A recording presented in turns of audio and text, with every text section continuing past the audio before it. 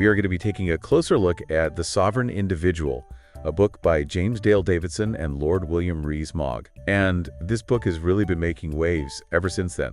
It's a dense read, but it's so worth it. The authors really go deep into how technology, they believe, is going to change the world in the 21st century. Power dynamics, economies, personal lives, you name it. They've got a prediction for it. It's a fascinating book, and it was certainly ahead of its time.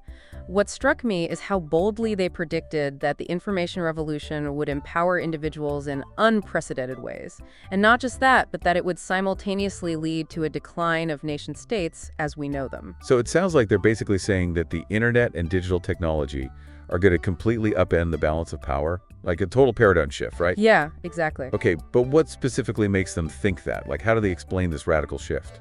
Well, their core argument revolves around the idea that information technology is making the use of large-scale violence less effective. And, historically, that's been the foundation of a nation-state's power. Right, control through military might. Exactly, but the authors believe that in the digital age, that kind of power is becoming less relevant. And they point to a number of factors. So what are some of the things they highlight?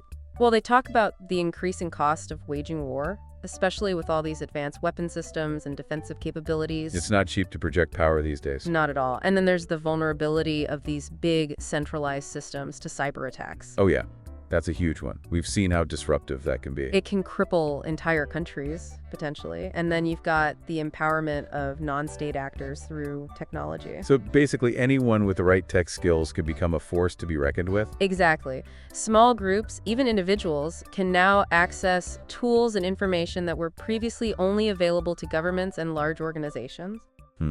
That's a game changer for sure. Okay, so nation states are becoming less powerful.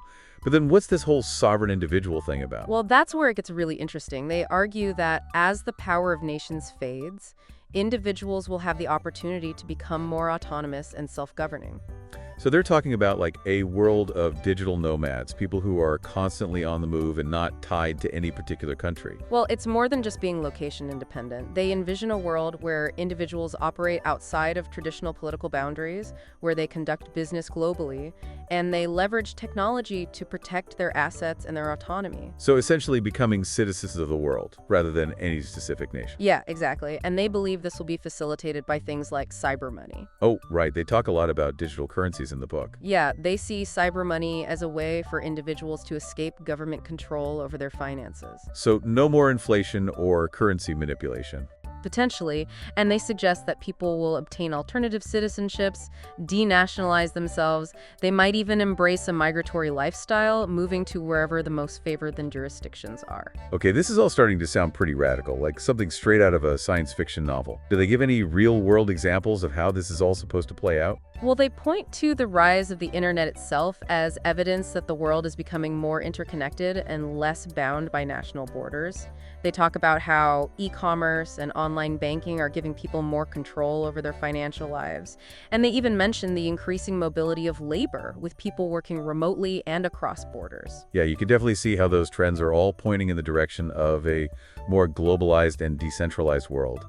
It's fascinating how they weave all these seemingly disparate trends into this coherent narrative about the changing nature of power. And they have a name for it, this massive shift. They call it a megapolitical shift. Megapolitics, what exactly does that mean? So megapolitics is their way of describing the study of factors that determine the profitability of violence. The profitability of violence. Yeah, which in turn shapes societal organization and income distribution. Okay, I'm starting to see how this all ties together. So if violence becomes less effective as a tool for control because of technology, then we can expect to see major changes in the way societies are organized and how power is distributed. Exactly. They argue that we're at a point where the returns on violence are diminishing.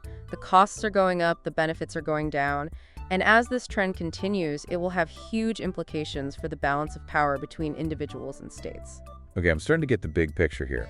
But how do they back up these claims? I mean, they're making some pretty sweeping predictions about the future.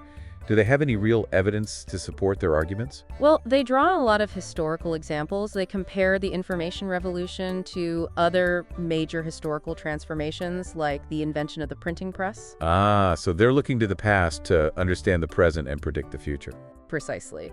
They argue that history offers valuable lessons about how technology can disrupt the status quo and empower individuals. Okay, that's an interesting approach, but do they have any specific evidence that their predictions about the decline of the nation-state and the rise of the sovereign individual are accurate? Well, they do point to their own track record of making successful predictions. Like what? Like the fall of the Berlin Wall and the decline of Japanese financial assets. Okay, so they're not just armchair theorists. They've actually been right about some pretty big things in the past. But what about their predictions for the future? Do they give us any concrete glimpses of what this world of sovereign individuals might actually look like? They do get into some specifics. They envision a future where individuals have more choices when it comes to things like governance, healthcare, education, even personal security.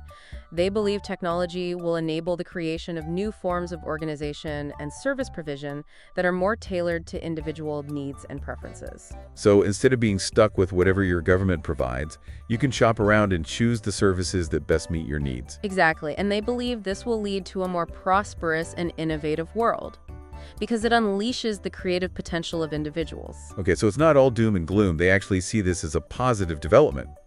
But they also acknowledge that this transition won't be easy, right? I mean, any kind of major societal shift is bound to create some disruption and conflict. That's right, they don't shy away from the potential downsides. Okay, I'm definitely curious to hear more about that. The authors of this book, Davidson and Rees-Mogg, believe that the information revolution is going to completely reshape the power dynamics in the world.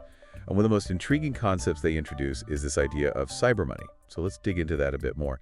How do they see cyber money as a tool for individuals to gain more independence from governments? Well, they devote a good chunk of the book to discussing this very thing. They see cyber money as a direct challenge to government's control over traditional finance and currency. Right, like a way to bypass the whole system. Exactly. They argue that with cyber money, individuals can transact outside the traditional banking system, making them less vulnerable to things like inflation, currency manipulation, and even taxation. So it's like having your own personal Swiss bank account in the digital world. That's a good analogy. But how realistic is that? I mean, even today, we see governments trying to crack down on cryptocurrencies and bring them under their control. Yeah, that's true. And the authors acknowledge that there will be pushback from governments. After all, they have a vested interest in maintaining control over currency, right? Right, it gives them a lot of power. Exactly. But the authors believe that the decentralized nature of cyber money will make it extremely difficult for governments to effectively regulate or control it in the long run. So it's kind of a technological arms race. You could say that. Okay, so let's say individuals can achieve some level of financial independence through cyber money. But what about other aspects of life, like physical security? Can people really protect themselves without relying on a nation-state? That's a question the authors grapple with as well. They recognize that security is a fundamental human need, and they don't sugarcoat the potential risks that individuals might face in a world where traditional power structures are weakening. So they're not just advocating for some kind of anarchist free-for-all where everyone's fending for themselves. No, not at all. They actually propose a number of strategies that sovereign individuals can use to mitigate these risks. So what are some of the things they suggest? Well, one of their main recommendations is to embrace the idea of denationalization. Denationalization, what exactly does that mean? It means becoming less reliant on a single nation state for things like citizenship, residency, and even personal identity. Oh, like renouncing your citizenship. Well, it could involve that, but it's more about diversifying your options. They suggest obtaining alternative citizenships, spreading your assets across multiple jurisdictions, even adopting a more mobile lifestyle, moving to wherever conditions are most favorable. So it's kind of like creating your own personal safety net. Exactly. You reduce your vulnerability to political or economic turmoil in any one country. Makes sense. They also talk about the importance of affiliation. What do they mean by that? They're referring to the need to build strong networks and relationships with like-minded individuals. So finding your tribe, basically. Yeah, you could say that these networks could provide a sense of belonging, shared resources, even protection in a world where traditional forms of community might be less reliable. Interesting. So they're not just talking about individuals going it alone, they're also emphasizing the importance of community. Exactly. It's about finding new forms of community that transcend national borders. Okay, so they've got this idea of denationalization, building networks.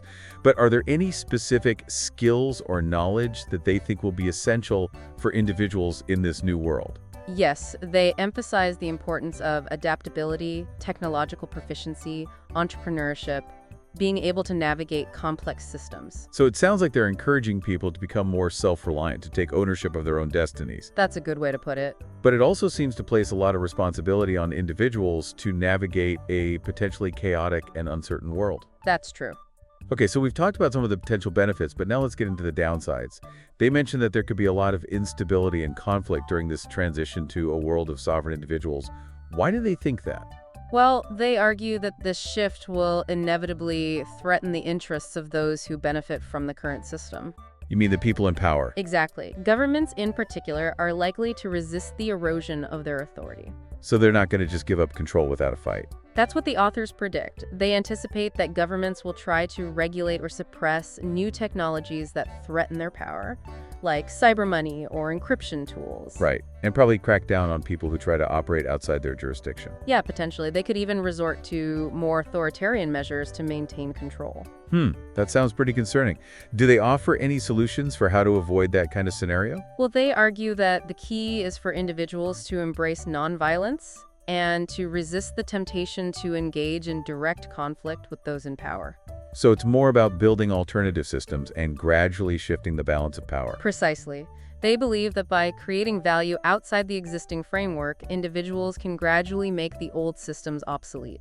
Okay, so it's a more subtle evolutionary approach rather than a revolutionary one. Yeah, you could say that. But even if individuals can successfully navigate these challenges, they also mention that this transition could exacerbate social and economic inequalities. That's right. They predict that the gap between the haves and the have-nots could widen, because those who are already wealthy, well-connected, and technologically savvy will be in the best position to take advantage of these new opportunities. So it's not exactly a recipe for a more equitable world, at least not initially. That's one of their concerns. Okay, so it seems like this whole sovereign individual thing is a bit of a mixed bag. There are some exciting possibilities, but also some serious risks and challenges. Exactly. It's a complex and nuanced picture. And I imagine there are plenty of people who would disagree with their predictions altogether. We've been exploring some pretty radical ideas about the future. And now I want to circle back to this concept of megapolitics, because it seems to be the lens through which the authors view history and predict the future. Yeah, it's their grand theory, their framework for understanding how the world works and how it's changing. So can you give us a quick recap of what megapolitics actually means? Sure. They define it as the study of the factors that determine the profitability of violence, which in turn shapes how societies are organized and how wealth is distributed. Okay, so it's about understanding the forces that drive the rise and fall of empires, the emergence of new systems of governance, and even things like economic inequality. Exactly. So if technology makes violence less profitable, then we should expect to see major shifts in those areas. That's their argument. They believe that we're in the midst of one of those mega-political shifts right now. The information revolution, they argue, is making large-scale violence less effective and more costly. So the old ways of wielding power are becoming obsolete. That's the idea. Okay, I'm starting to get the big picture here. But do they give us any concrete examples of how this is all supposed to play out in the real world? Well, they predict the rise of new forms of governance, things like micro-sovereignties and private protection agencies. So a more fragmented and decentralized world. Yeah, with individuals having more choices about where they live and how they're governed. They also predict a decline in the importance of traditional institutions, like political parties and labor unions. Which they see as relics of a bygone era. It's a bold vision, but I can't help but wonder if they're being a bit too optimistic about how smoothly this transition will occur. Yeah, they definitely tend to focus on the positive possibilities. And they don't really offer many solutions for addressing the potential downsides. Like the potential for increased inequality or new forms of conflict. Exactly. I guess that's where the rubber meets the road, right? It's one thing to make these grand predictions, but it's another thing to actually navigate the messy realities of a world in transition. For sure. So what's your take on the book overall? Are you convinced by their arguments? Well, I think The Sovereign Individual is a really thought-provoking book, even if you don't agree with everything they say. I agree. It's definitely sparked a lot of debate and discussion. It forces you to think critically about the role of technology, the future of governance, and the values we want to guide us. And it's interesting to think about how their predictions have held up over time. Right, because the book was written in 1997. The world has changed a lot since then. So it's important to read it with a critical eye, keeping in mind the context in which it was written. Absolutely. But even with those caveats, I think The Sovereign Individual remains a relevant and insightful work. It's a book that can really get you thinking about the big questions. Well, this has been a fascinating deep dive into The Sovereign Individual. We've covered a lot of ground. But as always, we encourage our listeners to continue the conversation, to share their own thoughts and insights, and to keep exploring the fascinating world of ideas that this book has opened up for us.